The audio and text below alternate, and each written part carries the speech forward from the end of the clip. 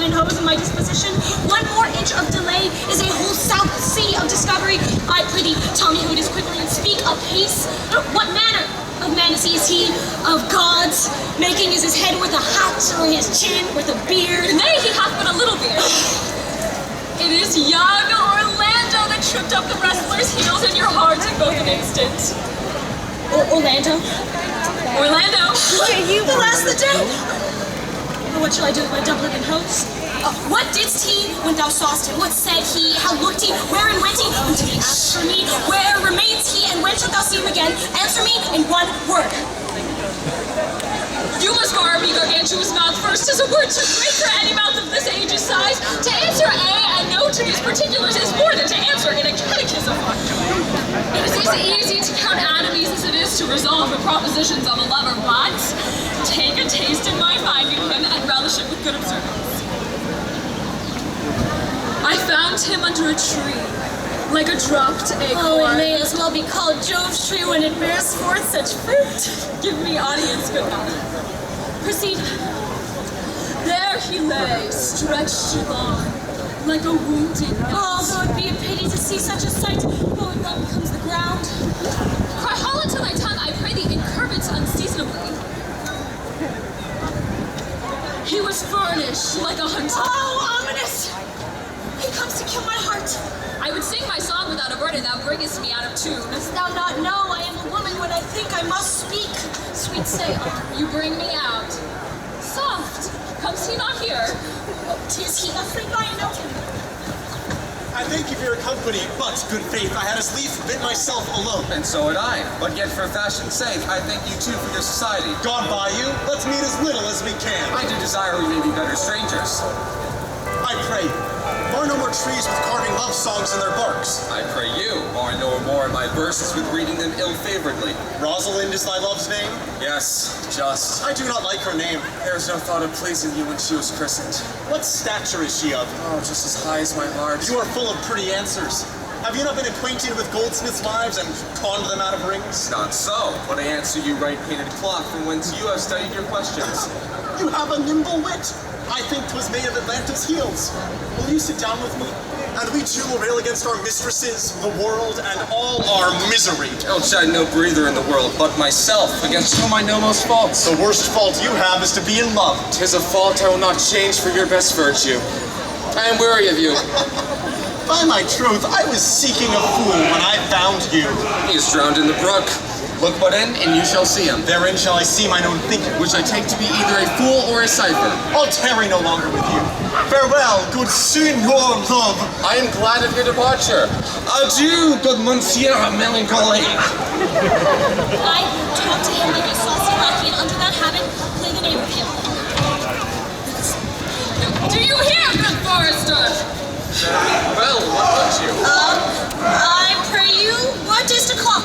You should ask me what time of day. There's no clock in the forest. Then there is no true lover in the forest, else sighing every minute and groaning every hour, he would detect the lazy foot of time, as well as a clock. Where dwell you, pretty youth? Here with this shepherdess, sister, and the skirts of the forest like a fringe upon a petticoat. Are you native of this place? Your accent is something finer than you could purchase, and so removed a dwelling. I have been told so of many. But indeed, an old religious uncle of mine taught me to speak, who was in his youth an Indian man, one who knew courtship too well, for there he fell in love.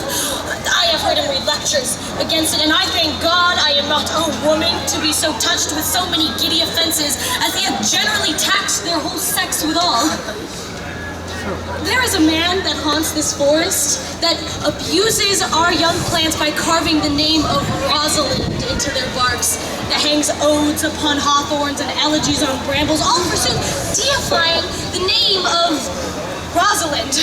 Though if I could meet that fancy monger, I would give him some good counsel, for he seems to me to have the quotidian of love upon him. I am he that is so love shakes. I pray you tell me your remedy. I see none of my uncle's marks upon you. He hath taught me how to know a man in love, in which cage of rushes I am sure you are not a prisoner. What were his marks? A lean cheek, which you have not.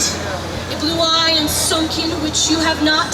An unquestionable spirit, which you have not. A young beard neglected, which you have not. But for that I pardon you, since simply yours in having a beard is a younger brother's revenue. Then your should be ungartered, your bonnet unbanded, your sleeve unbuttoned, your shoe untied, and everything about you demonstrating a careless desolation.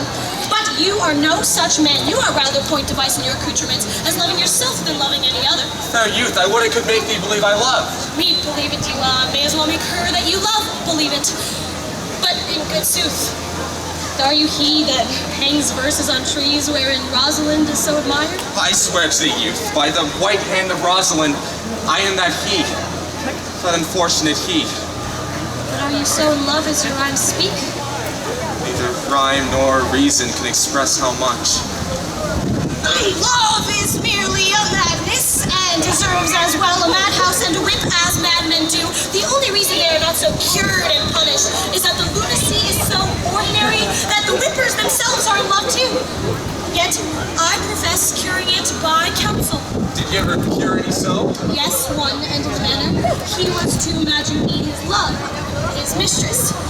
And I sent him every day to woo me, during which time would I, being my foolish youth, grieve and be effeminate, would now like him, now loathe him, would entertain him, then forswear him, would now weep for him, then spit at him, that I drove my suitor from a mad humor of love to a living humor of madness. Thus I cured him, and in this way will I take upon me to wash your liver as clean as a sound sheep's heart, that there shall not be one spot of love in it. I would not be cured, youth. I could cure you, if you would but call me Rosalind and come to my court every day to woo me. Will you go? With all my heart, good youth. Nay, you must call me Rosalind. Come, sister, will you go?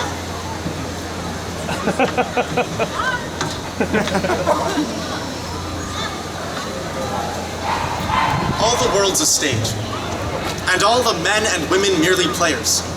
They have their exits and their entrances, and one man in his time plays many parts, his acts being 7 ages. At first, the infant, mewling and puking in the nurse's arms. Then the whining schoolboy, with his satchel and shining morning face creeping like a snail unwillingly to school. And then the lover, sighing like a furnace, with a woeful ballad made to his mistress's eyebrow. Then the soldier, full of strange oaths and bearded like the pard, jealous in honor, sudden and quick in quarrel, seeking the bubble reputation even in the cannon's mouth. Then the justice, in fair round belly with good cape and line, with eyes severe and beard of formal cut, full of wise saws and modern instances, and so he plays his part. The 6th age shifts into the lean and slippered pantaloon, with spectacles on nose and pouch on side, his youthful hose well saved, a world too wide for his shrunk shank, and his big manly voice turning again towards childish treble, pipes and whistles in his sound. Last scene of all, that ends this strange eventful history, is second childishness and mere oblivion. Sans eyes, sans teeth, sans taste, sans everything.